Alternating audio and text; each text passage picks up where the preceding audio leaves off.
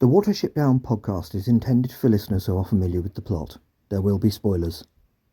This episode is scripted by Newell Fisher and Lauri Peper and is narrated, recorded and edited by Newell Fisher.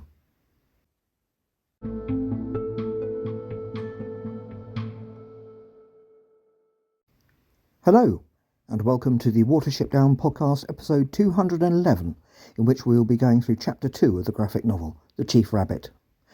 First though, Graham Bauer on Facebook has pointed out the map of the area Watership Down is set in that was used in the hardback edition of Watership Down in the 70s, which I'd not seen before, which gives exact national grid references. This is well worth a look at, and I have posted it on Instagram. Welcome to the Owsler, Graham. Next, Owsler member John Moore has emailed about the graphic novel. Quote, "Hi Neil, just messaging again to say how pleased I am that you're now broaching the graphic novel, of which I am also a firm fan. Canon, all day long, I'd say. I found that it does well in bringing out Hazel's constant readiness to expose himself to danger on others' behalf. Perhaps this might feature in your commentaries. I noticed this in chapters 7, 12, 13, 14, 18, 27 and 30 onwards. Also, Hazel in the graphic novel also takes every opportunity to speak positively to his comrades, perhaps even more so than in the original book, page 111 for one example. I also enjoyed your summertime site visit. Great job. Power to your proverbial elbow as you continue to bring us the delights of Watership Down." End quote. Thank you so much for that, John, and I agree with you completely about Hazel. You also made the following comment on YouTube a while back about Blackberry, which is well worth quoting here. Quote, "Read Blackberry. To me it's a shame when his attributes beside intelligence get overlooked. I'm thinking particularly of his enthusiasm and loyalty from very early on in always supporting Hazel's leadership, in action and in words, whatever the circumstances, and never shrinking from the demands that Hazel places on him.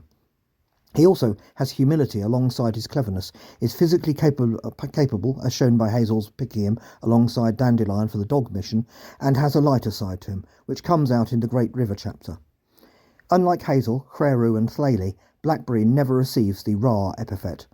I wonder if he should, or is he perhaps a true son of Rabscuttle?" End quote. John has also suggested that the purple flowers in chapter 1 might be willow herb. This plant is mentioned in the book, but not in chapter 1. However, there is a species of willow herb, Epilobium hirsutum, that grows in damp areas, such as near a brook, and flowers in about June, so this is a real possibility, it seems. And finally, Owsler member Lauri Peper has emailed me with some observations on the highly controversial subject of electricity pylons. The subject of the email is Anarakish. Quote, "Thank you for giving me something to explore with Pylon Gate, smiley face emoticon. Building on what I shared on Instagram, I'd like to share some additional observations regarding podcast 208, Tidying the Burrow, and 209, Introduction to the Graphic Novel. You mentioned in the latter that it was essential that this landscape was represented properly and referred to the illustrator's devotion to accuracy. However, I noticed a few inconsistencies. In podcast 208, you mentioned Bob's statement that pylon PA65 is not the specific iron tree. I think Bob is right.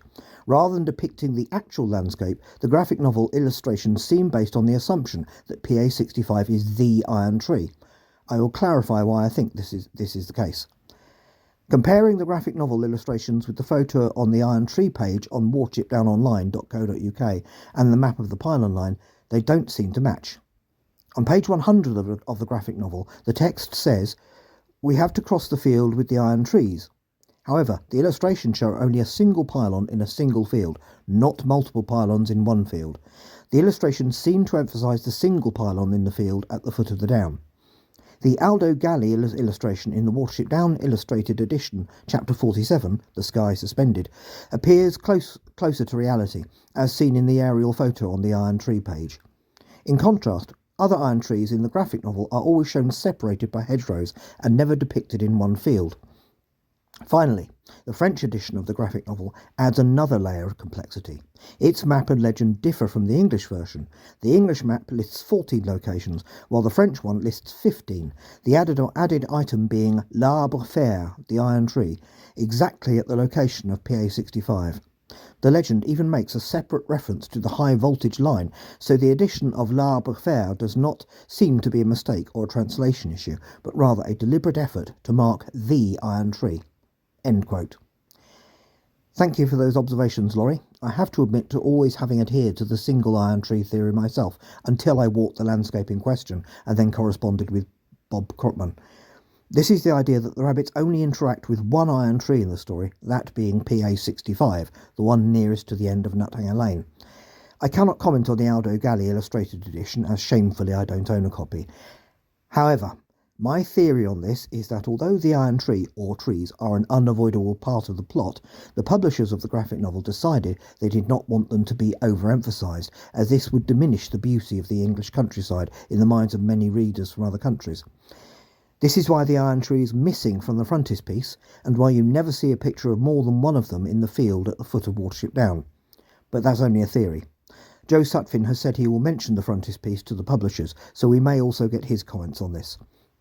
Having said all the above, if you look at page 153, in the frame where Kihar is landing, the iron tree in the background is very clearly PA66, the one furthest to the east. You can clearly see the end of Nuthanger Lane, but PA65 is presumably out of frame to the left. PA66 is also portrayed in the title picture of Part 4, as well as what is presumably PA67, but the latter is in the next field, which is in line with the one iron tree theory, I suppose. This picture also portrays the line of pylons going off into the distance. So this is at least one clear example of another of the 4 iron trees being portrayed in the field below the beach hangar. But they do only seem to appear singly in that field. You never see more than one there. So, now all we have to do is identify which iron tree is being portrayed in every other frame they appear in the graphic novel. Hopefully, we will be completely unable to agree on the matter, and this will drag on for many episodes to come. To kick all this off, I think I have spotted 2 definite frames in which PA63 appears at the western end of the field, but I'm not going to tell you where. It is this level of pedanticism that is the very lifeblood of a podcast such as this. Thank you, Lauri. Consider yourself mentioned in dispatches. Pylon Gate will return. Trust me. Anyway, let's meet the Chief Rabbit.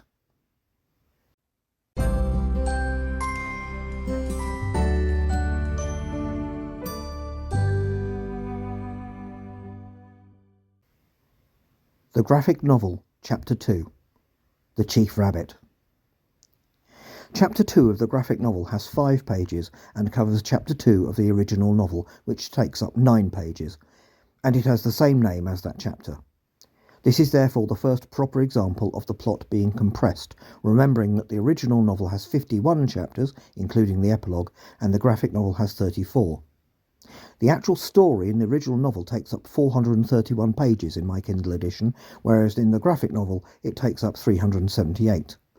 This means that the chapters are 67% of the original number, whereas the pages are 88%. From this we can predict that some of the chapters to come are going to be doing some heavy lifting, or digging? All of which bureaucratic pedanticism leads us nicely into this chapter. But first, we find ourselves in the head of Fiver. Never an easy place to be. He is recounting a dream he had to Hazel, but we see the dream as Fiver acts at first as narrator of his own nightmare. We see rabbits on a board like the notice board floating down a red stream. One of them is sitting up wide-eyed, Fiver's usual stance. Then he looks underneath the board and sees that its underside seems to be made of a twisted nightmare of bones and wire. He sees Hazel being dragged wide-eyed into a tunnel under the water. Jumping into the water, Fiver tries to reach him. And we are back in the waking world, with Fiver finishing his account to Hazel in their burrow. He says Hazel told him in the dream that the Chief Rabbit must go alone. Hazel says he is talking rubbish, saying they should go back to sleep. Once again, the rays around Fiver's head appear, emphasising vehement emotion as he insists that the danger is all around them. The whole warren is in danger and they need to get away immediately. He adds that they must warn the Chief Rabbit. The next page starts with the 2 brothers heading down a run. Hazel is saying that he is not going to like this at all. At an entrance ahead of them, we can see a rabbit on guard duty. He has longer fur sticking up from the top of his head to his nose. It is Bigwig. Although this Bigwig looks angry with narrowed eyes, he speaks politely but firmly. Hazel makes an immediate request to speak to the Chief Rabbit, to which Bigwig replies by making sure it is Hazel. Hazel confirms and says he's never asked for an audience with the Thrayara before. Bigwig's eyes narrow even further as he looks at Fiver and asks if this includes him. There is a hint of disdain. Hazel confirms, asking Bigwig to trust him. There is a pause as Bigwig looks at Fiver again. It seems he has a certain reputation. Finally, Bigwig says he'll do it for Hazel, as he knows he is sensible. We see the Thrayara for the first time from the back. He is eating Flayra as Bigwig speaks quietly to him. Then he turns and says Bigwig has told him they have some urgent business, making it clear that he thinks Hazel is called Walnut. This Thrayara does not look particularly old. He immediately reminded me of the younger, more dangerous-sounding Thrayara of the 2016 BBC radio play. Hazel, his ears down, corrects the chief on his name and introduces his brother, who sits wide-eyed and alert, but seemingly not quite in the same space as the others. The Thrayara issues a gentle admonition, implying his name does not matter. Hazel explains his brother's ability to sense if danger is about, giving the examples of a flood last autumn and a snare being set. Getting to the point, Hazel says Fiver, who now looks deranged, senses a danger upon the warren. A pause, as the chief, who has not even fully turned around, lifts his nose and regards them in a way that gives the effect of looking down at them. Hazel looks at his brother, possibly realising how he looks to the chief. The Thrayara asks for specifics. These are not offered by Fiver, who immediately says the danger is great and that they should all go away. The Thrayara says he will need a moment to think about this. Fiver's immediate reaction is to raise his voice, almost as if giving an order. They must leave right now. Another pause. The Thrayara regards them again. There is anger in his eyes now, and still he seems to look down at them. He is now facing them as he gives a considered answer, which is that what Fiver proposes is a tall order, given that everything seems safe at the moment. No ill or illness and fine weather. Looking at Fiver, he asks if they are supposed to place all that at risk on the strength of Fiver's hunch. Again, as if giving an order, Fiver raises his voice and moves towards the Thrayara, though staying low, saying that he should propose it immediately. The warren would follow him. Hazel is shocked at his brother's directness and says his name in admonition. But Fiver has gone into a fit, gagging, twitching and squealing. Descriptive words for his fit appear in the air. Bigwig says for Frith's sake, as Hazel tries to calm the hysterical Fiver, this may have been what both of them dreaded would happen. In the next frame, Fiver is up. Some time may have passed. Hazel apologises, saying that Fiver feels things very strongly and this can get the better of him. The Thrayara offers dry sympathy, saying that Walnut should take his brother home as he needs rest. The wide-eyed Fiver is already leaving. Bigwig makes to leave, but the Thrayara tells him to stay. Bigwig faces him, unsubmissively. The Chief Rabbit of Sandalford Warren wants a word with him about what he expects from his Owsla.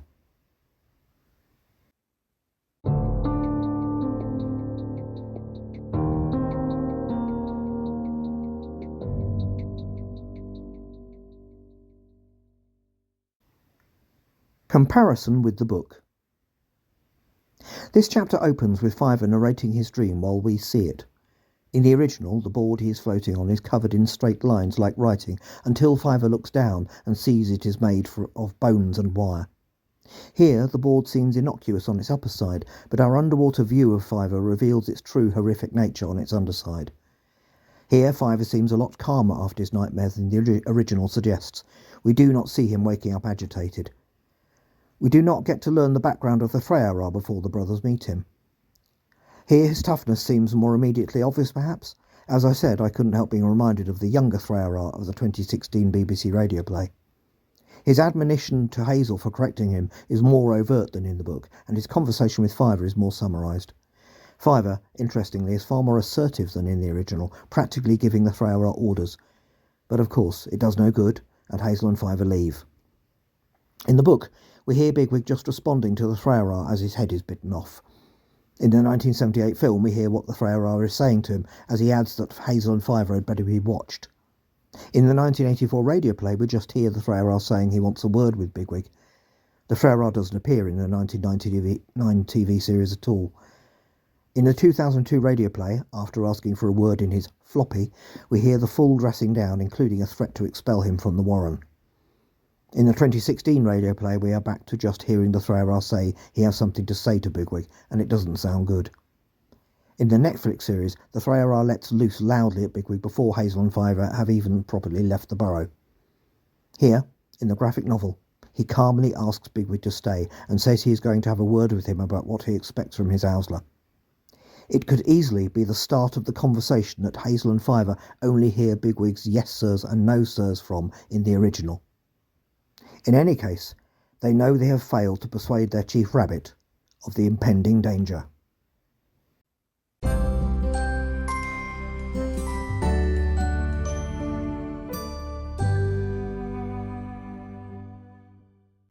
Next time, Hazel comes to a decision.